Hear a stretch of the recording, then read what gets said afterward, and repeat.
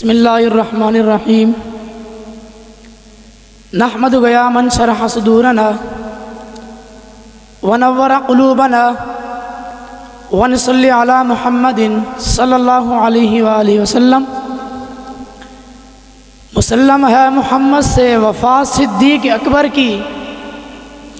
مسلم ہے محمد سے وفا صدیق اکبر کی، نہیں بھولی ہے دنیا کو ادا صدیق اکبر کی۔ دلائل سے مزین، براہین سے معطر، تفکر سے منور،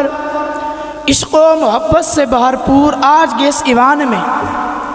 جو موضوع لے کر آیا ہوں وہ ہے صدیق کے لیے ہے خدا کا رسول بس۔ علی وقار سید المتقین امام العاشقین جہاں سپارے رسالت مآب سیدنا صدیق اکبر کی نبی علیہ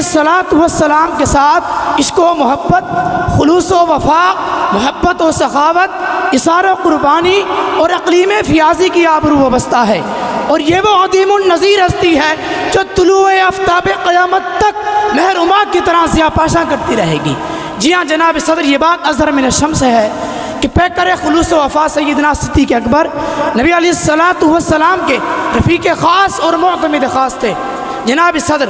جنگ ہو یا امن، رات کی تاریکی ہو یا صبح کا سویرا، مصائب و آلام کی آندیاں ہوں یا رحمت کی گھٹائیں، غزوہ تبوک ہو یا غزوہ بدر، شب ہجرت ہو یا فتح مکہ، فدایان نبوت کا انبوہ کثیر ہو یا غار ثور کی تنہائیاں، عشق و محبت ہو یا حرارت ایمانی کی آزمائش، کون سا ایسا موقع ہے جہاں پر رازدار نبوت سیدنا صدیق اکبر نے اپنے جذبہ عشق و محبت کی ان دلیں روشن نہ کی ہوں، بلکہ اس مزاج شناس رسول نے اپنی محبت، ربط و تعلق اور دوستی کا آغاز اس وقت کیا تھا کہ جب سلسلہ وحی کی ابتدا نہ ہوئی تھی۔ علی وقار جہاں سپار رسول سیدنا صدیق اکبر نے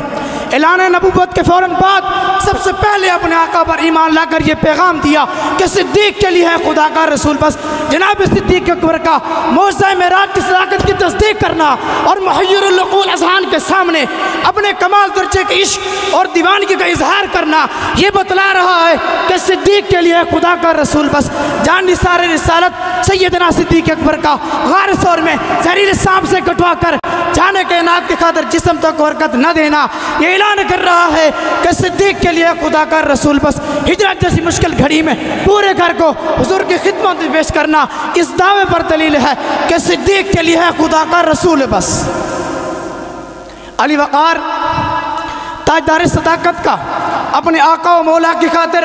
غریب غلاموں کو خرید کر حضور اکرم کی غلامی کو توق ان کے زیب گلو کرنا یہ دست دے رہا ہے کہ صدیق کے لیے خدا کا رسول بس۔ جس ہستی کے قتل پر کفار قریش کا اجماع ہو چکا ہو، اس ہستی کے ساتھ مکمل جرت استقامت کے ساتھ سفر کرنا یہ سبق دیتا ہے کہ صدیق کے لیے خدا کا رسول بس۔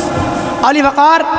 جناب صدیق اکبر کا ضرورت کے وقت گھر کا سارا مال حضور کے قدموں پر قربان کرنا پورے توکل اور بھروسے کے ساتھ یہ بتلا رہا ہے کہ صدیق کے لیے خدا کا رسول بس۔ علی وقار انتہائی کٹھن حالات میں جب حضور کا ظاہری وصال ہو گیا، اس وقت جناب صدیق اکبر کا اپنی انتہائی روشن بصیرت سے منکرین ختم نبوت کے خلاف جنگ لڑنا، اپنے آقا کی ختم نبوت پر پہرا دینا اقبال کے شعر پر ڈالا ہے۔ پروانے کو چراغ ہے بلبل کا پھول بس، پروانے کو چراغ ہے بلبل کا پھول بس، صدیق کے لیے ہے خدا کا رسول بس۔